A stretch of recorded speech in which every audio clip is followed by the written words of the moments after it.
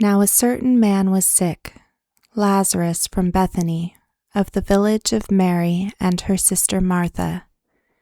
It was that Mary who had anointed the Lord with ointment and wiped his feet with her hair, whose brother Lazarus was sick.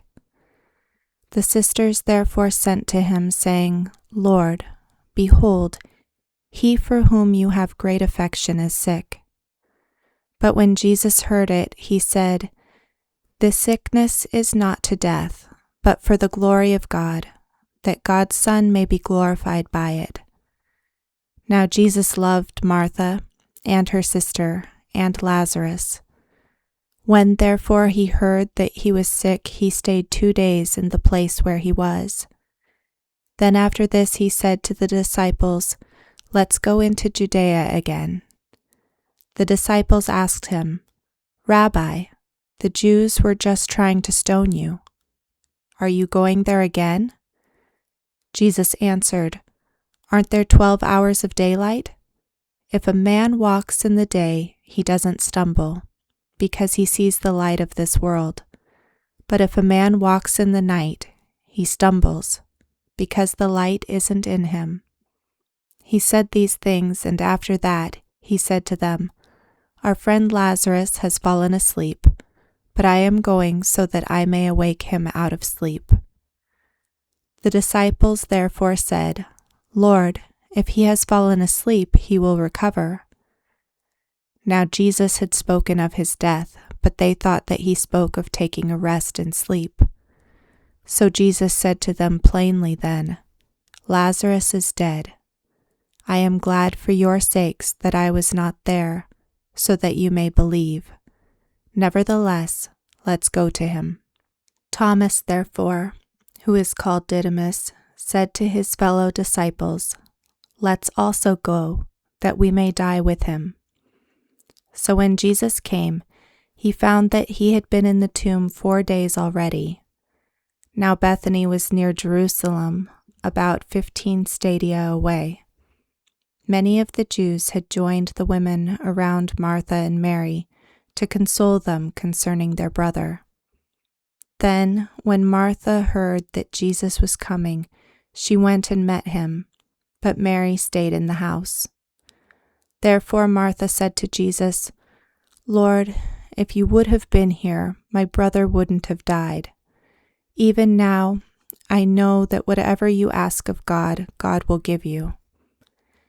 Jesus said to her, Your brother will rise again. Martha said to him, I know that he will rise again in the resurrection at the last day. Jesus said to her, I am the resurrection and the life. He who believes in me will still live, even if he dies. Whoever lives and believes in me will never die. Do you believe this?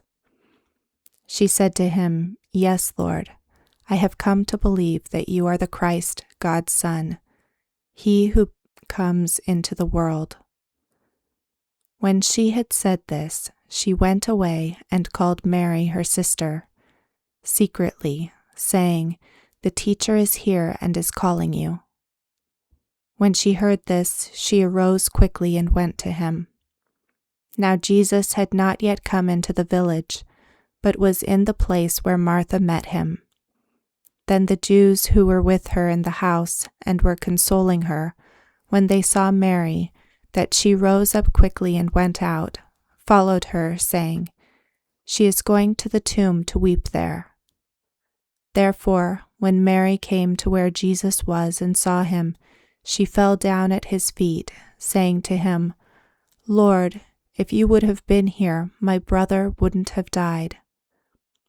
When Jesus therefore saw her weeping, and the Jews weeping who came with her, he groaned in the spirit and was troubled, and said, Where have you laid him? They told him, Lord, come and see. Jesus wept. The Jews therefore said, See how much affection he had for him. Some of them said, Couldn't this man, who opened the eyes of him who was blind, have also kept this man from dying? Jesus therefore again, groaning in himself, came to the tomb. Now it was a cave, and a stone lay against it. Jesus said, "Take away the stone." Martha, the sister of him who was dead, said to him, "Lord, by this time there is a stench, for he has been dead 4 days." Jesus said to her, "Didn't I tell you that if you believed, you would see God's glory?" So they took away the stone from the place where the dead man was lying. Jesus lifted up his eyes and said, "Father, I thank you that you listened to me. I know that you always listen to me, but because of the multitude standing around, I said this, that they may believe that you sent me." When he had said this, he cried with a loud voice, "Lazarus, come out." He who was dead came out, bound hand and foot with wrappings, and his face was wrapped around with a cloth.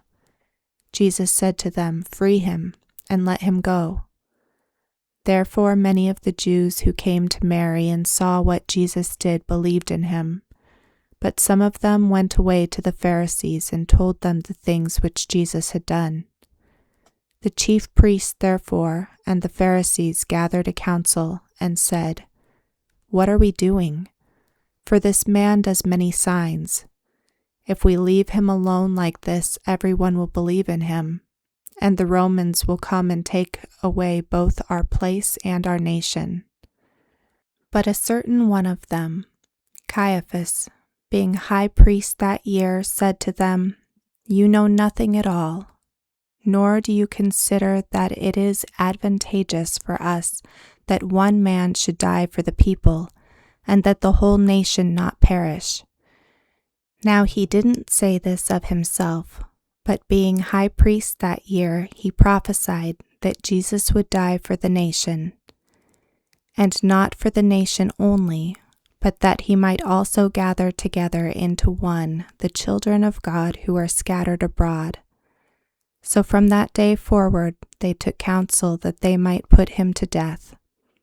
Jesus therefore walked no more openly among the Jews, but departed from there into the country near the wilderness, to a city called Ephraim. He stayed there with his disciples. Now the Passover of the Jews was at hand.